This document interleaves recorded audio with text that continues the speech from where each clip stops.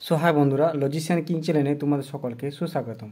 তো আমরা গত ভিডিওতে দেখেছিলাম যে ক্লাস 7-এর নিজে করি 1.2 এর যে অঙ্কগুলি রয়েছে সেগুলি। তো আজকের আমাদের ভিডিওর টপিক হলো যে কষে দেখি 1.2 এই যে 1 থেকে 10 পর্যন্ত অঙ্কগুলি রয়েছে সেগুলি আজকে আমরা দেখব ক্লাস 7-এর। তো চলো ভিডিওটি না দেরি করে শুরু করা যাক।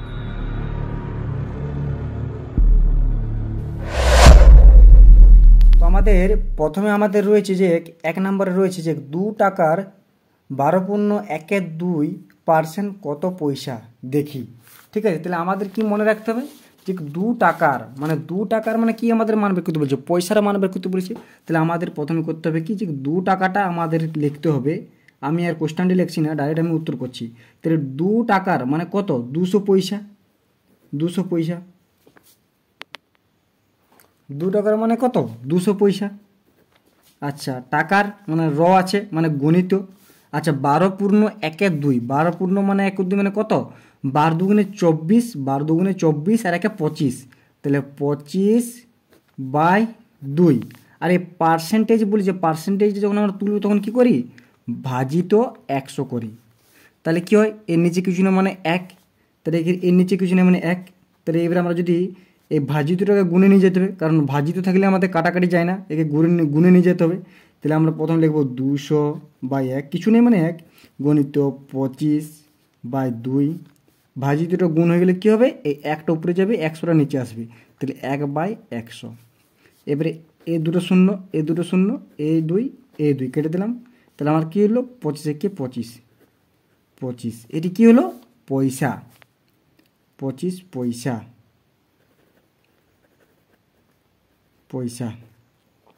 এটা আমাদের 1 নম্বরের অ্যান্সার হলো। এবার দ্বিতীয় নম্বরে কি বলা হয়েছে, দ্বিতীয় নম্বর বলছে দ্বিতীয় নম্বরে বলা হয়েছে যে 840 গ্রামের 30% কত গ্রাম দেখি। তাহলে আমাদের গ্রামে দেওয়া আছে, কোনো কিছু কনভার্ট করতে হচ্ছে না। তাহলে আমরা কি করতে পারি যে 840 গ্রামের আছে মানে গণিত। আচ্ছা, 30%-এর কত, 30/100, এই পার্সেন্টেজ যেহেতু হাঁটাচ্ছি তাহলে আমাদের 100 আসবে। তাহলে কী হবে, এই শূন্য 3 4 12, 2 হাতে রইল 1, 3 8 24 রেখে 25, এত গ্রাম। দ্বিতীয় নম্বর হয়ে গেল।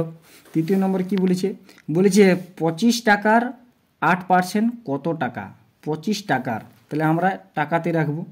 তাহলে 3 নম্বর আমরা লিখতে পারি যে 25 টাকার, কারণ আমার টাকার মান চেয়েছে 25 টাকার, গণিত 8% মানে কত, 8/100। যদি 9% বলা হতো তাহলে আমাদের কী হতো, 9/100। ঠিক আছে, তাহলে এখানে কত দিয়ে কাটাকাটি যাবে, 4 25 100, 25 দিয়ে যদি কাটা হয়, নিজে কিছু নেই মানে 1, 4 দুগুণে 8 সমান কত হচ্ছে, 2 টাকা। এটা আমার অ্যান্সার হয়ে গেল। অ্যান্সার। তারপরে 4 নম্বরে কি বলা হয়েছে যে 55 গ্রাম 5 কিলোগ্রামের শতকরা কত দেখি। তাহলে আমাদের যখন পার্সেন্টেজ দেওয়া থাকছে তখন আমরা কি করছি, 100 দিয়ে ভাগ করছি। ঠিক আছে, আর যখন শতকরা বলা হয়েছে তখন আমরা কি করব, এই গুণ করব 100 দিয়ে, তবে আমার শতকরা হয়ে যাবে। ঠিক আছে, তাহলে আমাদের বলছে 55 গ্রাম। ঠিক আছে, 4 নম্বর লিখি। তাহলে 4 নম্বর আমরা লিখছি যে 55 গ্রাম। আচ্ছা, 55 গ্রাম কত কিলোগ্রাম, তাহলে 5 কিলোগ্রাম। এই 5 কিলোগ্রামকে গ্রামে আমাদের আনতে গেলে কী করতে হবে, যে ডেকা হেটকা কিলো, মাঝে গ্রাম, ডেসি সেন্টি মিলি। তাহলে আমাদের 5 কিলোগ্রাম গ্রামে আমার পৌঁছাতে গেলে কী করতে হবে, শূন্য লাগাতে হবে, 1টা 2টা 3টা, তবে যে আমার গ্রাম হবে। তাহলে আমার কত গ্রাম হলো, 5000 গ্রাম হলো গ্রাম। অথবা এই ঘর থেকে এই ঘর 10, এই ঘর থেকে 10, এই ঘর থেকে 10। তাহলে আমাদের কি করতে হতো, যদি অন্যভাবে করতাম, 5, এই ঘর থেকে 10, এই ঘর থেকে 10, এগোতে করে 10, সে আমাদের একই আসতো, 5000ই আসতো গুণ করলে। তো কি বলেছে, 55 গ্রাম 5 কিলোগ্রামের শতকরা কত? তাহলে 55, 5 গ্রাম মানে কত? 5000 গ্রাম। এবার শতকরা কত মানে গুণ করব কত দিয়ে? 100 দিয়ে গুণ করব, আমি আগে বললাম। আর যদি আমার পার্সেন্টেজ বলতো তাহলে আমি ভাগ করতাম, তাহলে এই দুটো শূন্য, এই দুটো শূন্য। এবারে 5 11 55, 5 10 50, তাহলে আমার কত অ্যান্সার আসছে? 11/10। 11/10, উপরেরটা আমার যেহেতু বড়, নিচেরটা যেহেতু ছোট, তাহলে আমরা কি করব, আমরা এখানে ভাগ করব। কত দিয়ে ভাগ করব? 11কে 10 দিয়ে ভাগ করব। 10 1 10 1, তাহলে অ্যান্সার কত হবে? 1/10। মান পেয়েছি, 1 লিখেছি, নিচে যেটা আছে সেটা উপরে চলে গেল, যেটা দিয়ে ভাগ করছি সেটা হচ্ছে নিচে। এটা আমার হলো অ্যান্সার। আমার 6টা কী বলা হয়েছে? 6টায় বলা হয়েছে 16 লিটার 1000 লিটারের শতকরা কত? মানে 16 লিটারের 1000 লিটারের শতকরা কত গণিত 100, কিছু নেই মানে 1।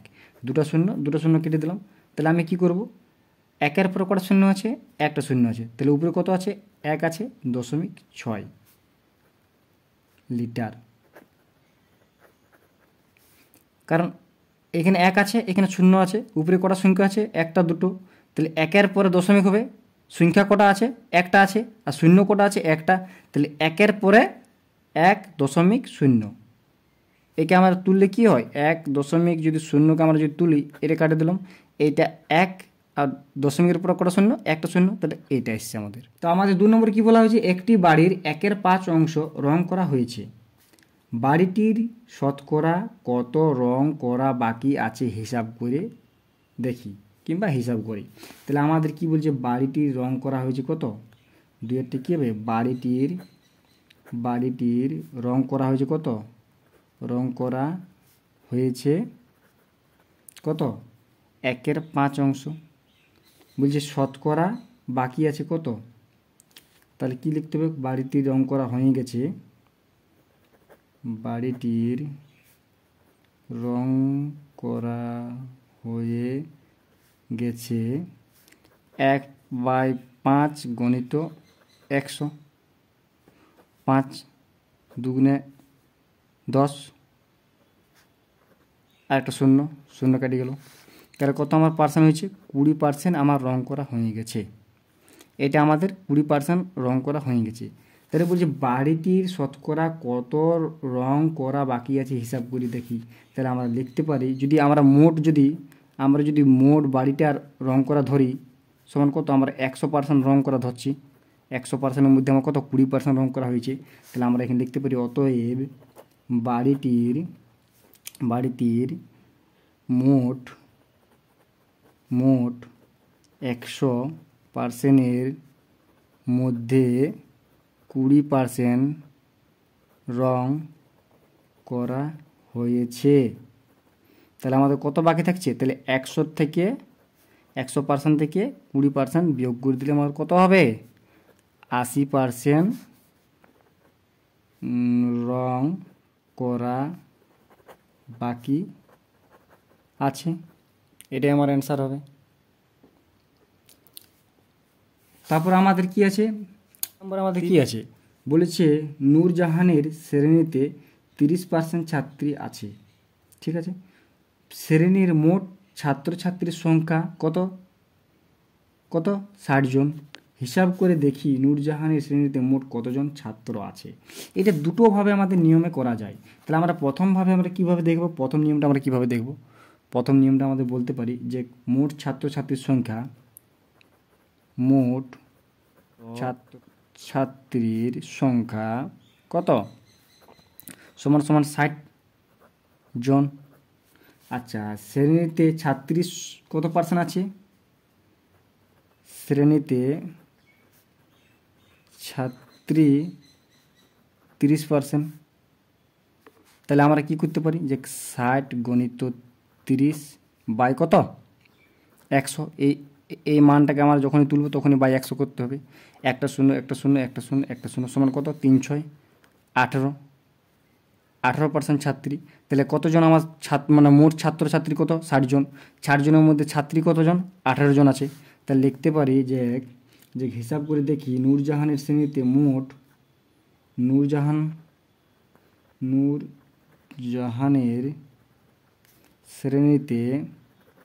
শ্রেণীতে মোট কত, এই 60 থেকে 18 বিয়োগ করে দিলে আমাদের উত্তর পেয়ে যাব। 60 বিযুক্ত 18 42 জন ছাত্র আছে। এটা একভাবে নিয়ম করা যায়, ঠিক আছে, এটা একভাবে নিয়ম করা যায়। তাহলে নূরজাহানের শ্রেণীতে মোট 60 বিযুক্ত 18 সমান 42 জন ছাত্র আছে, এটা একভাবে নিয়ম করা যায়। আরেকটি নিয়ম রয়েছে, ঠিক আছে, আরেকটি নিয়ম কীরকম, আমি মোট ছাত্রছাত্রীর কত পার্সেন্ট ধরবো, 100% ধরবো। আমি যদি 100% ধরি, 100%-এর মধ্যে কতজন আমার এসেছে, 100%-এর মধ্যে কতজন এসেছে, ছাত্রী 30%। আচ্ছা, ছাত্রী যদি 30% হয় তাহলে আমি কত করতে পারি, তাহলে আমাকে এখানে 70% করতে পারি, 70% করতে পারি। এবার আমার কতজন ছিল, টোটাল কতজন ছিল, আমার টোটাল আমার ছিল 60 জন। তাহলে আমাদের 60 গণিত 70/100, 0 0 0 0, তাহলে 6 7 42। এভাবেও করা যায়। মোট পার্সেন্টেজটা নিয়ে পরে মাইনাস করে যেটি বার হবে, তারপরে মোট ছাত্রছাত্রী যতজন ছিল সেটার সাথে গুণ যদি করে দিই তাহলে আমাদের মানটি বেরো যায়। এভাবেও নিয়মে করা যায়, কিন্তু আমি বলবো যে এই নিয়মটাই শর্টকাটে। আমাদের 4 নম্বরে আছে, বলছে 120 কিগ্রা মিশ্র সারে ইউরিয়া ও পটাশের পরিমাণ যথাক্রমে 60% ও 40%।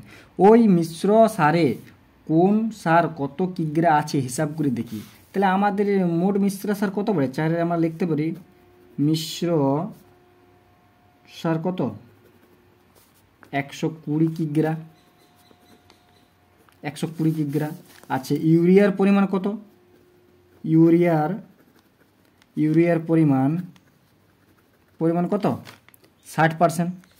আচ্ছা, পটাশের পরিমাণ কত, পটাশের পরিমাণ কত, 40%। তাহলে আমাদের কি বলছে, ওই মিশ্র সারে কোন সার কত কিগ্রা আছে হিসাব করে লিখি। তাহলে মিশ্র সারে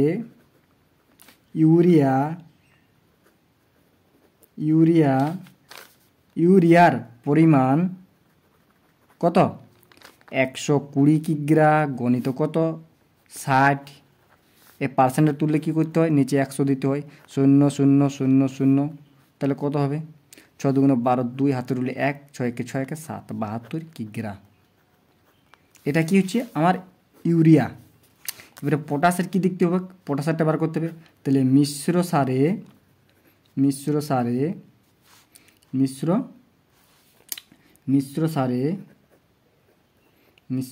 পটাশের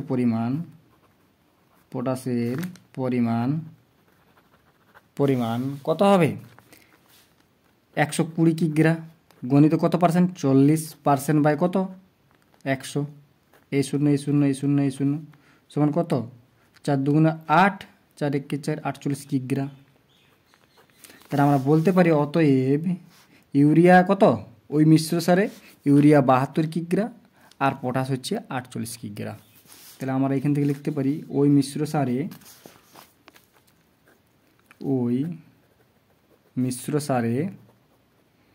ইউরিয়া কত, 72 কিগ্রা এবং পটাশ 48 কিগ্রা। প্রশ্ন কি বলা হয়েছে, আমার স্কুলের খাতার দাম 10 টাকা ছিল, এখন সেই খাতার দাম কত, আমি 12 টাকায় কিনি, হিসাব করে দেখি খাতার দাম শতকরা কত বেড়েছে। তাহলে আমার স্কুলের খাতার দাম ছিল আগে কত, 10 টাকা। তাহলে আমি লিখতে পারি যে পূর্বে আমার খাতার দাম ছিল কত, 10 টাকা, 10 টাকায় তো ছিল, 10 টাকা ছিল। তারপরে কি বলছে, এখন সেই খাতা আমি 12 টাকায় কিনি, মানে এখন সেই খাতার দাম কত হয়েছে, তাহলে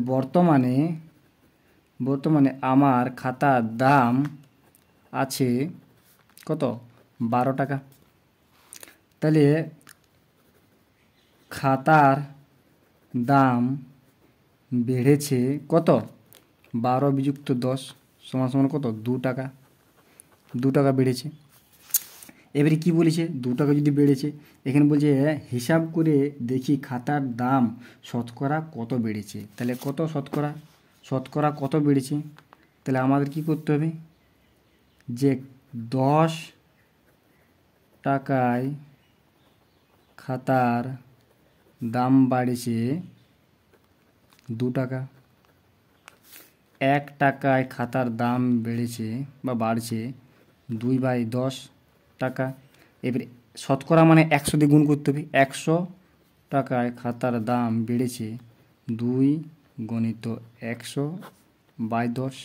এই শূন্য কেটে দিলাম, তখন কত হবে, 10 × 2 = 20%। এটা হবে আমার অ্যান্সার।